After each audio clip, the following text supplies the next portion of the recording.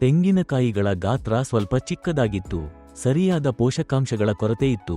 ನಾನು ಇಂತಹ ಸಮಸ್ಯೆಗಳನ್ನು ಎದುರಿಸುತ್ತಿದ್ದೆ. ಈ ಸಮಸ್ಯೆಗಳನ್ನು ಪರಿಹರಿಸಲು ನಾನು ಎಪಿಕೆಎಸ್ ಆರ್ಗಾನಿಕ್ಸ್ ಅನ್ನು ಸಂಪರ್ಕಿಸಿದೆ. ನಾನು ಫೇಸ್ಬುಕ್ ಮೂಲಕ ಕಂಪನಿಯನ್ನು ಸಂಪರ್ಕಿಸಿದೆ. ಅವರು ನಂತರ ಉತ್ಪನ್ನವನ್ನು ಕೊರಿಯರ್ ಮೂಲಕ ನನಗೆ ಕಳುಹಿಸಿದರು. ನಾನು 100 ಮಿಲಿ ಕೊಕೊಮ್ಯಾಕ್ಸ್ ಅನ್ನು 1 ಲೀಟರ್ ನೀರಿನೊಂದಿಗೆ ಬೆರೆಸಿ ನೀರ ಕೊಡುವಾಗ ಮರಗಳಿಗೆ ಹಾಕಲು ಪ್ರಾರಂಭಿಸಿದೆ. ನಾನು ಅದನ್ನು ಬಳಸಲು ಪ್ರಾರಂಭಿಸಿದ ನಂತರ ಮರಗಳ ಬೆಳವಣಿಗೆ ಗಮನಾರ್ಹವಾಗಿ ಸುಧಾರಿಸಿತು. ಪೋಷಕಾಂಶಗಳ ಕೊರತೆಗಳು ಹೆಚ್ಚಾಗಿ ಪರಿಹರಿಸಲ್ಪಟ್ಟವು. ಮರದ ಬೆಳವಣಿಗೆ ಸುಧಾರಿಸುವುದಲ್ಲದೆ. ನಮಸ್ಕಾರ, ನನ್ನ ಹೆಸರು ಮಣಿ. ನಾನು ತೂತುಕುಡಿ ಜಿಲ್ಲೆಯ ಸಾತನ್ಕುಲಂ ತಾಲ್ಲೂಕಿನಲ್ಲಿ ವಾಸಿಸುತ್ತಿದ್ದೇನೆ. ಆರಂಭದಲ್ಲಿ ನನ್ನ ಬಳಿ ಸುಮಾರು 40 ತೆಂಗಿನ ಮರಗಳಿದ್ದವು. ಆದಾಗ್ಯೂ ಅವು ಸರಿಯಾಗಿ ಬೆಳೆಯುತ್ತಿರಲಿಲ್ಲ. ಇದಲ್ಲದೆ ಕೀಟಗಳ ಗಮನಾರ್ಹ ಬಾಧೆಯಿತ್ತು. ಪರಿಣಾಮವಾಗಿ ಆ ಮರಗಳಲ್ಲಿ 20 ಮರಗಳು ನಾಶವಾದವು. ನನ್ನ ಬಳಿ ಕೇವಲ 6 ಅಥವಾ 7 ಮರಗಳು ಮಾತ್ರ ಉಳಿದಿದ್ದವು. ಉಳಿದ ಈ ಮರಗಳು ಸಹ ತೀವ್ರ ಪೋಷಕಾಂಶದ ಕೊರತೆಯಿಂದ ಬಳಲುತ್ತಿದ್ದವು. ತೆಂಗಿನಕಾಯಿಗಳು ಗಾತ್ರದಲ್ಲಿ ಚಿಕ್ಕದಾಗಿದ್ದವು ಮತ್ತು ಸರಿಯಾದ ಪೌಷ್ಟಿಕಾಂಶದ ಅಂಶವನ್ನು ಹೊಂದಿರಲಿಲ್ಲ. ಎಪಿಕೆಎಸ್ ಆರ್ಗಾನಿಕ್ಸ್ ಅನ್ನು ಸಂಪರ್ಕಿಸಿದೆ. ಅವರು ಕೊಕೊಮ್ಯಾಕ್ಸ್ ಉತ್ಪನ್ನವನ್ನು ಶಿಫಾರಸು ಮಾಡಿದರು.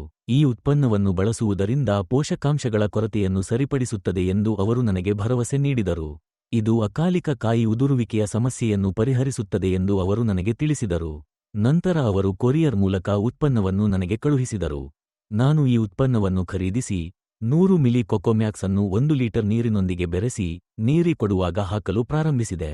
ನಾನು ಅದನ್ನು ಬಳಸಲು ಪ್ರಾರಂಭಿಸಿದ ನಂತರ ಮರಗಳು ಅತ್ಯುತ್ತಮ ಬೆಳವಣಿಗೆಯನ್ನು ತೋರಿಸಿದವು. ಪೋಷಕಾಂಶಗಳ ಕೊರತೆಯ ಲಕ್ಷಣಗಳು ಕಡಿಮೆಯಾಗಲು ಪ್ರಾರಂಭಿಸಿದವು ಮತ್ತು ತೆಂಗಿನಕಾಯಿಗಳ ಗಾತ್ರವು ಸ್ವಲ್ಪ ಹೆಚ್ಚಾಯಿತು. ತರುವಾಯ ಕೋಮಲ ತೆಂಗಿನಕಾಯಿಗಳ ಕುರುಂಬಾಯಿ ಅಕಾಲಿಕ ಉದುರುವಿಕೆ ಕ್ರಮೇಣ ನಿಂತುಹೋಯಿತು. ಈ ಉತ್ಪನ್ನವನ್ನು ಬಳಸಿದಾಗಿನಿಂದ ಮರಗಳು ಚೆನ್ನಾಗಿ ಪೋಷಣೆಗೊಂಡಂತೆ ಕಾಣುತ್ತವೆ ಮತ್ತು ತೀವ್ರವಾಗಿ ಬೆಳೆಯುತ್ತಿವೆ. ಫಲಿತಾಂಶಗಳಿಂದ ನಾನು ತುಂಬಾ ತೃಪ್ತನಾಗಿದ್ದೇನೆ. ನಾನು ಮೂಲತಃ 40 ತೆಂಗಿನ ಮರಗಳನ್ನು ಹೊಂದಿದ್ದೆ. ಕಾಲಾನಂತರದಲ್ಲಿ ಸಂಖ್ಯೆ 25ಕ್ಕೆ ಇಳಿಯಿತು. ಕ್ರಮೇಣ ಕುಸಿತದ ನಂತರ ನನ್ನ ಬಳಿ ಪ್ರಸ್ತುತ ಕೇವಲ 6 ಉಳಿದಿರುವ ಮರಗಳಿವೆ. ನಾನು ಈಗ 10 ಎಳೆಯ ಸಸಿಗಳನ್ನು ನೆಟ್ಟಿದ್ದೇನೆ. ನಾನು ಅವುಗಳನ್ನು ಪೋಷಿಸುವ ಪ್ರಕ್ರಿಯೆಯನ್ನು ಪ್ರಾರಂಭಿಸಿದ್ದೇನೆ. ಮುಂದುವರಿಯುತ್ತಾ ಅವುಗಳ ಆರೈಕೆ ಮತ್ತು ನಿರ್ವಹಣೆಯನ್ನು ಹಂತ ಹಂತವಾಗಿ ಸೂಕ್ಷ್ಮವಾಗಿ ಮೇಲ್ವಿಚಾರಣೆ ಮಾಡಲು ಉದ್ದೇಶಿಸಿದ್ದೇನೆ. ಕೋಮಲ ತೆಂಗಿನಕಾಯಿಗಳ ಉದುರುವಿಕೆ ಸಂಪೂರ್ಣವಾಗಿ ನಿಂತುಹೋಗಿದೆ ಮತ್ತು ಹೂವಿನ ಗೊಂಚಲುಗಳು ಗಾತ್ರದಲ್ಲಿ ಸ್ವಲ್ಪ ದೊಡ್ಡದಾಗಿ ಕಾಣುತ್ತವೆ. ಈಗಿನಂತೆ ತೆಂಗಿನಕಾಯಿಗಳು ಪ್ರಭಾವಶಾಲಿಯಾಗಿ ದೊಡ್ಡ ಗಾತ್ರಕ್ಕೆ ಬೆಳೆದಿವೆ.